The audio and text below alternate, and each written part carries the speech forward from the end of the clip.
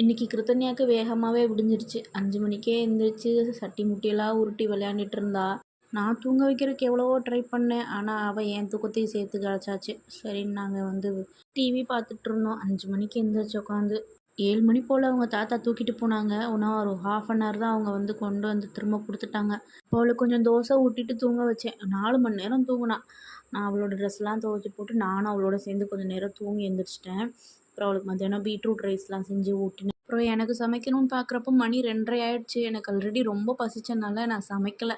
நான் இங்கேருந்து வேகமாக போய் என் மாமியார் வீட்டில் கொஞ்சோண்டு சாப்பாடு போட்டு சாப்பிட்டுட்டு வந்துட்டேன். இன்றைக்கி மத்தியானம் அதனால் தூங்கலை. ஸோ அவளை வேகமாகவே எனக்கு குளிப்பாட்டியாச்சு. குளிப்பாட்டிட்டு அவங்க தாத்தா வந்தாங்க. அவங்களோட அவங்க வீட்டுக்கு போயிட்டாங்க.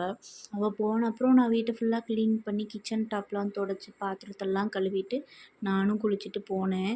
வீட்டு முன்னாடி பந்தல் போட்டிருந்தனால அவளை வாசல்லே பாய் விரித்து உட்கார வச்சுருந்தாங்க. அங்கே வந்த பசங்களோடலாம் அவள் விளாண்டுட்டு இருந்தா.